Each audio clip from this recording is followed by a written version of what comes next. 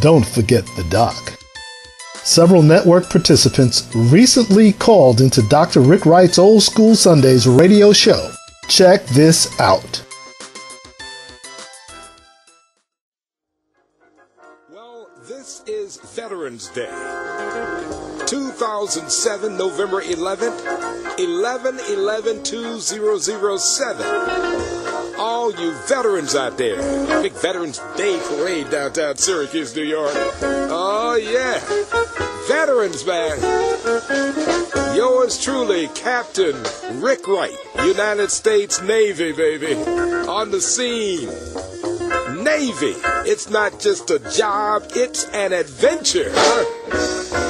Big ol' eyes to all the guys at Victor Alpha Whiskey 120, VAW 120, E2 Hawkeye Squadron, Naval Air Station, Norfolk, Virginia. Check it in at area code 315-428-1069. Lieutenant Commander Philip McComb. How you doing, guy? Go out and do some touch-and-go landings down at the Elizabeth City Coast Guard Air Station on a Sunday afternoon, man. Veterans Day. Hey, it's showtime till 7 o'clock on a big bad Sunday afternoon. Captain Rick Wright, United States Navy. You're listening to Old School Sunday with Rick Wright on Power 106.9. Well, it's Veterans Day, the year 2007. Throughout the entire world, especially the United States of America. And it's always a pleasure to talk about veterans, since I'm a veteran myself of both the United States Army and the United States Navy. But I grew up in the United States Coast Guard. In fact, my family goes all the way back to the 1890s in the United States Coast Guard. The Mackey Collins family. P. Allen, Outer Banks of North Carolina, P. Allen Lifeboat Saving Station, which was the first all-African-American manned Coast Guard station in the United States Coast Guard. The 1890s, man, P. Island. Great book called Fire on the Beach. That was written about the great African-American Coast Guardsmen who were called surfmen, rescuing and saving all those folk that ran aground on the Outer Banks of North Carolina. And P. Allen was 30 miles north of Cape Hatteras, the graveyard of the Atlantic. The United States Coast Guard.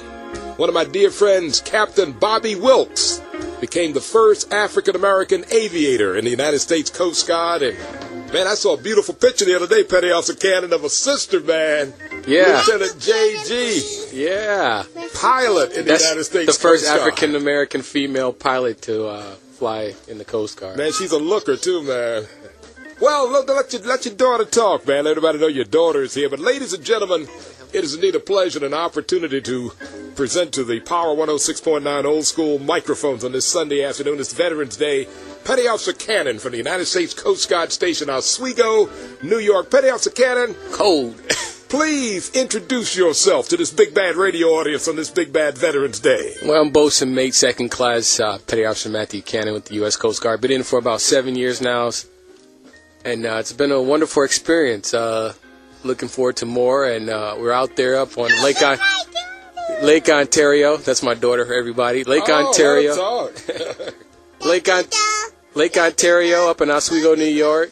And we're out there doing our job. Any weather. Man, she's going to be a star, man. I can see it right there. She's gorgeous, too, everybody. Out there in Radio Land, Petty Officer Cannon's daughter here. Hey, Petty Officer Cannon, where you from, man? Originally from Chicago, Illinois, South Side. If you're not familiar with Chicago, South Side, Stony Island, 87. Oh, yeah, Lou Rawls, man, talks about the South Side of Chicago, man. So how did you get into the U.S. Coast Guard? I got into the U.S. Coast Guard by actually, I was almost going to join the U.S. Army. Oh, the Army? I almost joined the Army then. Oh, man, so how did the Coast Guard get you, man? But God had a plan for me, obviously, to join the U.S. Coast Guard. I'm very thankful to be in the Coast Guard.